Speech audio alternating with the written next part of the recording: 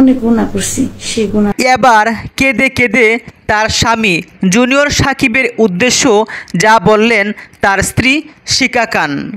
শিকা খান তিনি কেঁদে কেঁদে বললেন, জীবনে অনেক পাপ করেছি, হে আল্লাহ আপনি আমার পাপগুলিকে ক্ষমা করে দেন। জানি আমি যে পাপ করেছি হয়তো আমি ক্ষমা পাওয়ার যোগ্য নয়, তবু ক্ষমা চাচ্ছি।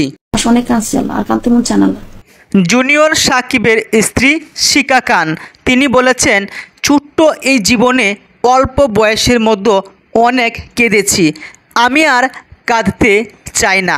আপনারা হয়তো অনেকেই অবগত আছেন, এর পূর্বেও দুটো বিয়ে হয়েছিল জুনিয়র সাকিবের স্ত্রী শিকা খানের।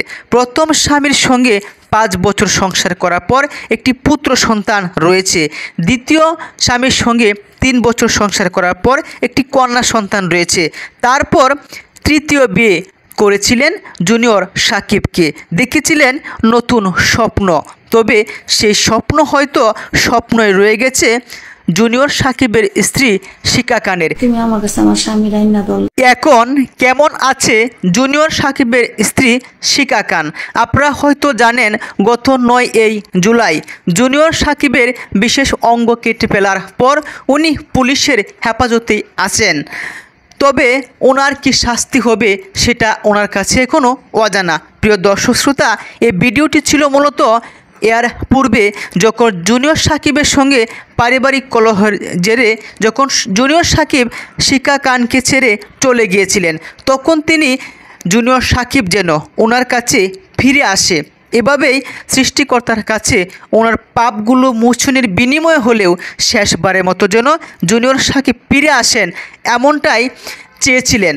তবে জুনিয়র সাকিবের তিনি অনেক স্বপ্ন নিয়েই বিয়ে করেছিলেন। সেই স্বপ্ন আমি শুরুতেই বলেছি স্বপ্নই রয়ে গেছে। অবশেষে জুনিয়র সাকিব এখন বর্তমানে হাসপাতালে শুয়ে মৃত্যুর সঙ্গে পাঞ্জা লড়ছে, তিনি বাঁচতে চান।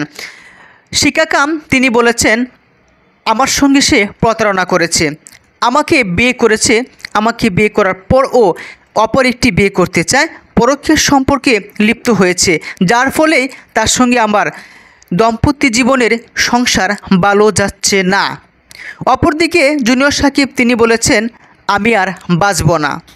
এভাবেই হাসপাতালে শুয়ে একজন তার ভুলগুলো অনুশোচনা করছে, আর আরেকজন এর পূর্বেই জুনিয়র সাকিবকে পাওয়ার জন্য মরিয়াছিলেন।